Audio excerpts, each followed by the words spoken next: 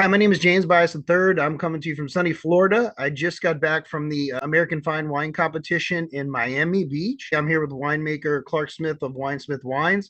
Clark, your Petit Verdot was phenomenal, performed extremely well in the category, and won a double gold.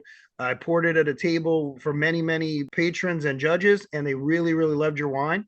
Can you please tell us about the Petit Verdot and what makes it so spectacular? Sure. Well, I like European style wines. Petit Verdot, because of global warming, is gaining a lot of new plantings in Bordeaux. Petit Verdot is a really big wine. It has a lot of color, tends to have really oily tannins, and so it's often used in very small amounts in Bordeaux because it tends to kind of take over and dominate a blend. And they don't always get it really ripe there, which means that it's not very interesting in the aroma. But this is 100% Petit Verdot from the Alexander Valley, from Hidden Spring, and it's always just wonderful just as a standalone. It's very rich. It's full of blackberries, blueberries, and sage.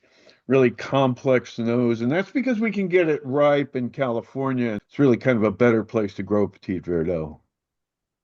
Yeah, that's fantastic, Clark. I know you don't see it outside of France very often. You definitely don't see it as a single varietal. It's one of the best I've had in my long 20-year career in the wine business. What would you compare it to flavor profile for those who haven't had a Petit Verdot before?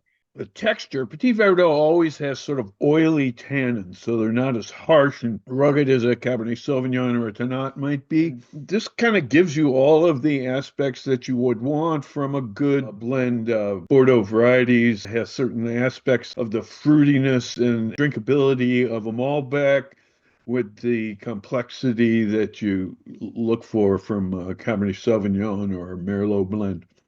Yeah, I definitely So see that. And also, you tend to keep your production size really small, right? yeah, I think we made about 100 cases of this, 4 barrels or so. That's very typical. And when it's gone, it's gone. Last year's vintage sold out in one day. And, with the double gold, that's probably going to happen with this wine too. It's going to go fast. I wish we had more, Clark. I really wish you made more of this wine. It's so incredible. I'm excited to introduce it to everyone. I think you could cellar this easily for 20 years and develop even more complexity. Definitely pairs well with food. I really enjoyed it. It was great to see how well received it was at the wine competition. Life is good.